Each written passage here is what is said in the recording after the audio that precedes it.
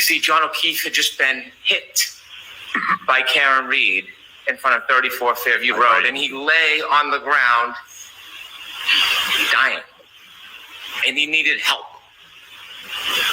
Someone to reach out a hand. Fine, Albert. Someone to knock on a door. Fine, Albert. Someone to make a phone call to 911, even anonymously. Not take responsibility, just to help. And there was only one person in this entire planet who could help him that morning, to give him a chance. Brian Albert. Maybe it was a 33% chance if he met the Isaac Wolf of the world. But to give him a chance. And that one person who could help him that morning was this defendant right here, Karen Reed. And she made a decision. In her Lexus with the shattered taillight, debris field all over the front yard, and John O'Keefe lying helpless like a child on the front yard. She made a choice. There you go, Nan. She made a choice. She didn't call 911. She didn't run to his aid. She didn't knock on a door. She made a decision about herself. In her Lexus, she drove away.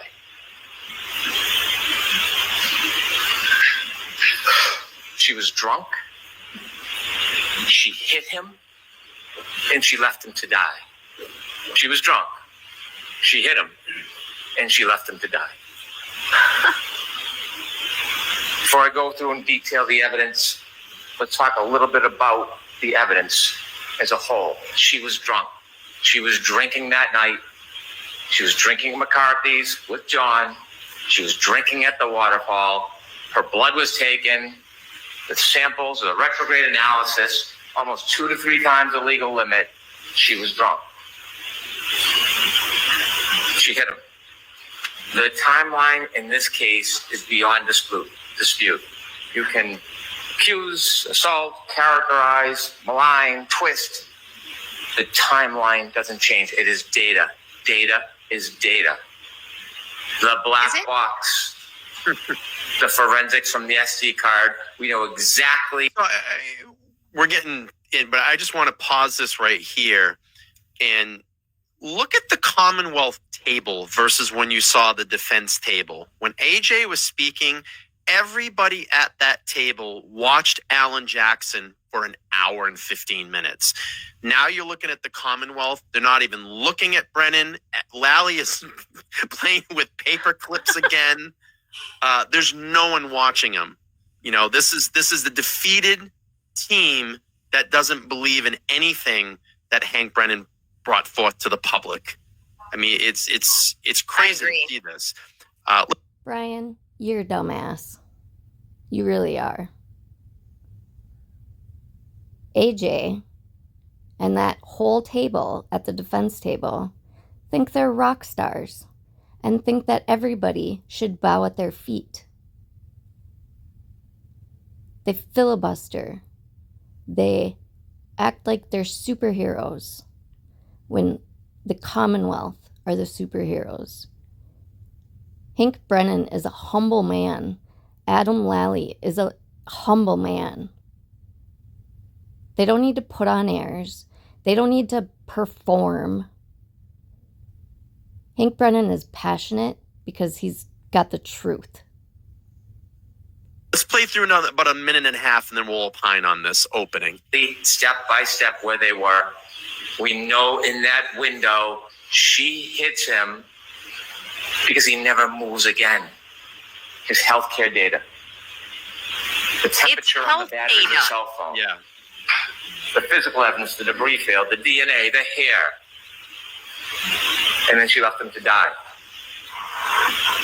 He had a basal skull fracture, countercoup. You heard all about it when the back of your head hits the ground and the brain comes forward. Dr. Wolf told us the reason why they have level 1 trauma centers around the country is because people can survive this injury if they get help. Table. Look. That's why they have this care. That's why they have these hospitals. But you got to get help. You got to get help. And if you don't, you develop symptoms, ecchymosis, raccoon eyes, your brain swells. and you die. All right, we'll stop there. I have thoughts. Go ahead, Nan. Sorry, Todd. I gotta jump to it on this. Just shaking his head. Nah. He looks passionate though, but so here's my thoughts. First, this is all conclusory statements. He's got an hour and 15 minutes to get into the weeds a little bit, just a little bit. He doesn't do that. He's speaking in absolutes. It's the data, the science. He doesn't give clear explanations of what the data and the science. What in the actual hell are you talking about, Nan? He's speaking in absolutes because it is absolute, you dumb ass.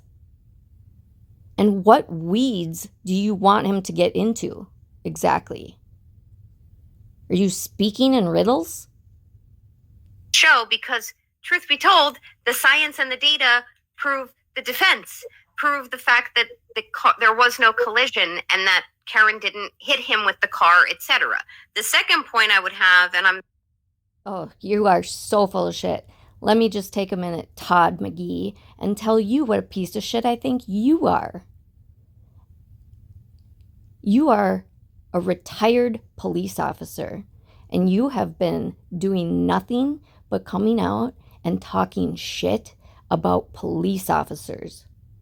It is disgusting. It is vile.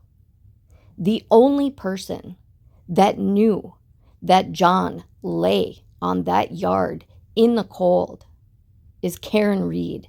She is the only person that could have gotten him help. Brian Elbert did not know he was there. Jen McCabe, Matt McCabe, Julie Elbert, Chris Elbert, Nicole Elbert, Colin Elbert, any of the McCabe children, none of them knew that John was feet away from their warm house and their loving embraces. Can you imagine how that must feel just on its own? And then to have a public come out and terrorize them for something that they didn't know. They left their homes in the early morning hours in a blizzard to look for their loved one with a psychopathic murderer who they tried to help and protect. And their reward is this shit. So happy I was able to take notes tonight, is that I noticed this pre-trial. In the months leading up to trial, Hank kept making arguments on motions about how John could have been saved. That had someone intervened, had measures been taken, had the authorities been called, he could have been saved. I'm going to tell your audience something as a healthcare lawyer who deals with doctors who treat and fail to treat injuries in the field of medicine. It doesn't matter if John could have been saved for criminal liability. In this case, I'm hearing back. Wow. I have never heard such a stupid, ignorant, narcissistic, psychopathic thought expressed verbally, out loud, on the public airway.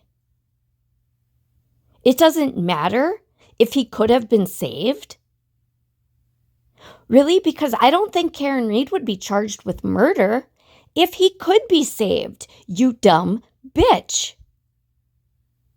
You want to talk about criminal liability? There's your criminal liability. Now you want to talk about being a human being and saying that it doesn't matter?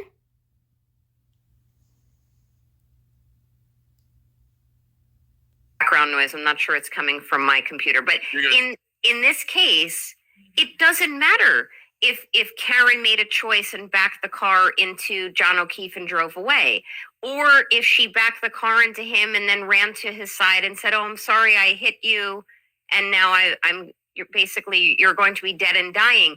It's irrelevant. So I never have understood why he goes that route. It doesn't matter that there's a level 1 trauma center, hopefully.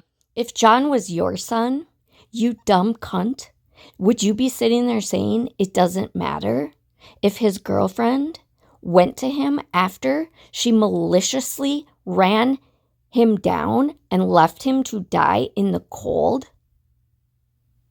Seriously, are you all that blind? You don't even hear the words that are coming out of your own mouths. You think you're self-righteous in saying this? You think that you're correct in saying these things? You think, I don't know what the fuck you think. It's not normal. Nearby. It doesn't matter any of that. That to me is a distractor.